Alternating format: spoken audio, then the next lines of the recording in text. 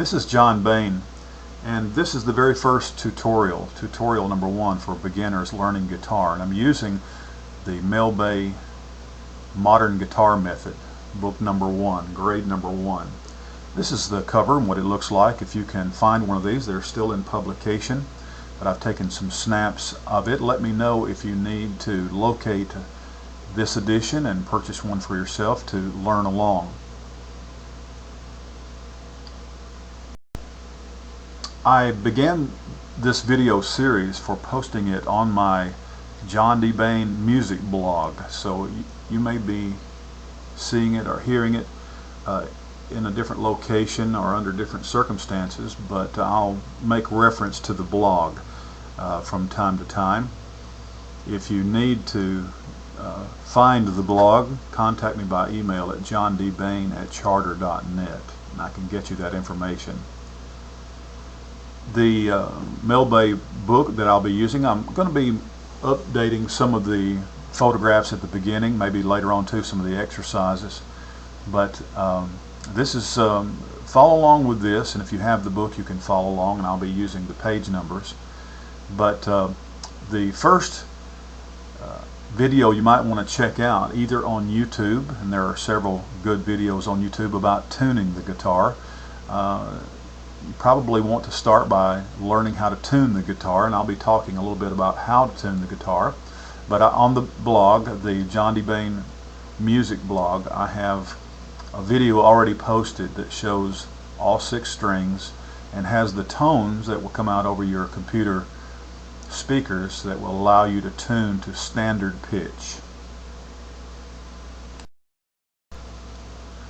I'll take us back to tuning in just a moment, but right now let's just kind of do a general introduction to the appearance of the guitar and being able to understand the nomenclature about describing. So, because sometimes an instructor will say, put your hand here or there, or this is done with your fingers upon the pick guard, or be sure that your bridge is safely secured and is not vibrating or has any cracks in it. So here is the standard acoustic guitar.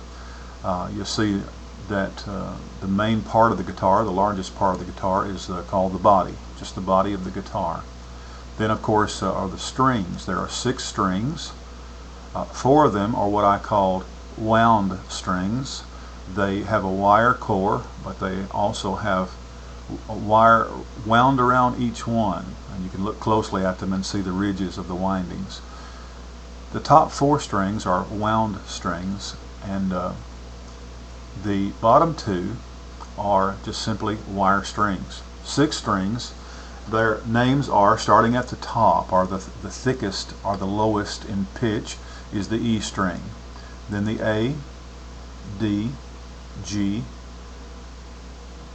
B string, and then finally the bottom string is also called E. So the top string is low E, the bottom string or the first string is high E.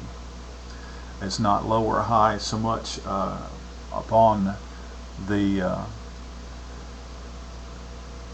sound hole of the guitar, but low and high in pitch.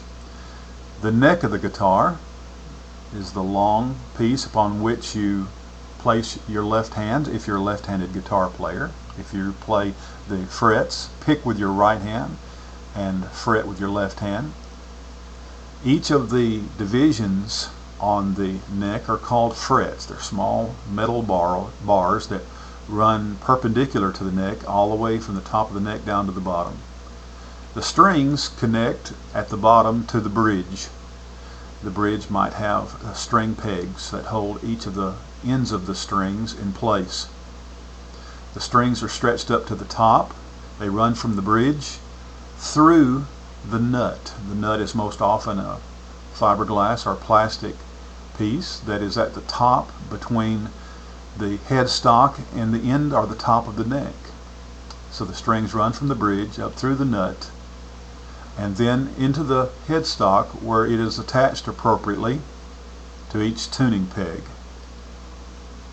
You should consult your instructor or someone who is familiar with the use of installing new strings. When you first do that, if you break a string or putting new strings upon your guitar, to find out how the strings are to be loaded or to be placed on the guitar, and how they're to be tuned, and in which direction the tuning pegs should be turned. So those are the basic parts of the guitar. The sound hole, of course, is in the middle, the center.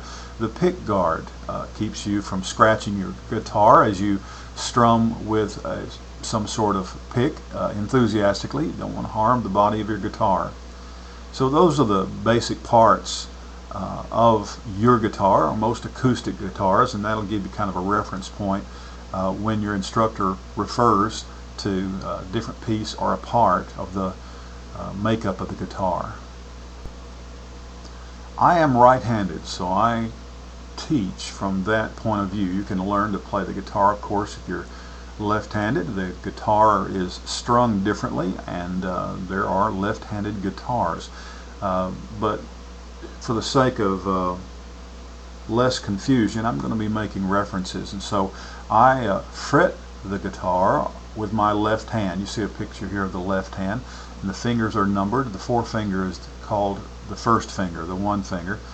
Middle finger is 2, the ring finger is 3, and the little finger is 4. So that's the thumb is not counted in guitar nomenclature for finger numbering. I hold down the strings along the neck of the guitar with these 4 fingers with my left hand. I pick or strum the guitar over the sound hole and above the pick guard with my right hand while holding the pick. So for the beginner, what we'll say is that in the beginning, any note that you play on the guitar that is where the finger should be pressed down in the first fret, regardless of what string it is, the 6th string, 5th, 4th, 3rd, 2nd, or 1st, you're going to be using your forefinger or your first finger. F-O-R-E finger, forefinger. Your first finger, your pointing finger, is going to be holding down strings, any string, in the first fret. So if there's a call for a string to be held down or played while holding a string down behind the first fret, you'll be using your first finger. The second finger is for the 2nd fret, the 3rd finger for the 3rd fret, and the 4th finger for the 4th fret. So if you find yourself, now of course this is different playing chords. Chords can find fingers almost anywhere on the guitar neck. But in learning and playing the notes here in the beginning, you will know that if you're holding a fret string down and you're holding it down with your 2nd finger and you're in the 3rd fret, you're not using the correct fingering position. So 1st finger, 1st fret, 2nd finger, 2nd fret, 3rd finger, 3rd fret, 4th finger, 4th fret. So use this, and you'll be able to follow these video tutorials as well as following any instructor that you may have in a class. Alright, let's go to page 3 in the Mel Bay instructional book, and at the top of the page there you'll see the topic Tuning the Guitar. The guitar is easily tuned by using the piano, but it's a very large assumption to assume that you might have a piano around just because you're trying to learn how to play the guitar. But what this means is that the guitar is tuned usually to an instrument that is not tuned quite so frequently, or that is tuned, generally tuned to standard pitch at all times. And the piano fits that very well. You'll see the keyboard of a piano. It's very easy to find middle C. You'll see that it's noted there in the diagram. But there are 6 strings on the guitar. They are the E, A, D, G, B, and E strings. And so you see there the piano keys, the black and white keys, but then directly underneath it, the 6 strings of the guitar. You see starting at the 6 and then going 5, 4, 3, 2, 1. So there are the 6 strings. You see there the top line of that grid would represent the guitar nut, and then the next 3 horizontal lines in that diagram would represent the 3 frets. But then you have the 6 strings that running and are numbered. The 6th string plays the E note, and it plays the E note on the piano that you see in the diagram. You could count the keys from middle C if you wish to find it, or simply go down. The way I locate it is find the 2 black keys that are farthest from, that are the second set of double black keys that are away from middle C to the left, played with by the pianist with the left hand. So you would play that note on the piano and then turn the tuning peg for the sixth string to loosen or tighten the string so that it would make the very same tone as the E, low E on the piano, and then A, D, G, B, and E again, so forth. The guitar then would be tuned. And what the notes that you're playing, you see that the piano notation there in the left-hand corner are the guitar notation. We're going to learn those notes in a coming lesson.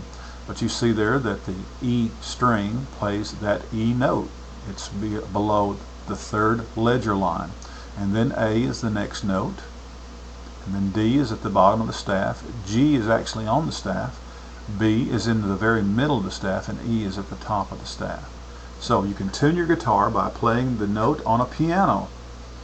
And then using that each tone of those six tones, the E, A, D, G, B, and E tones, to tighten or loosen the tension on your strings, your guitar strings, accordingly, so that the tone that your guitar makes is the exact same tone that is made on the piano. Alright then, let's conclude this very first lesson.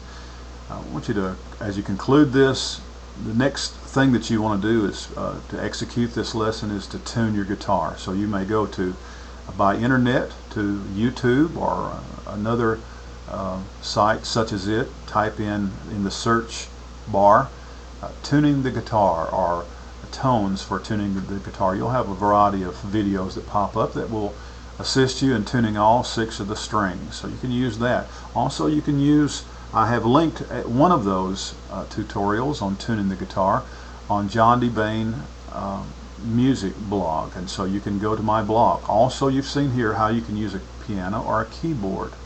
Now you're not going to tune your guitar perfectly in the beginning. You're still getting used to it. You're going to have to learn what standard pitch sounds like. You'll be training your ear. So what you want to do though is find tones that are close, as close as you can while your ear is training, so that your music that you're making sounds like music and not just noise as you're practicing.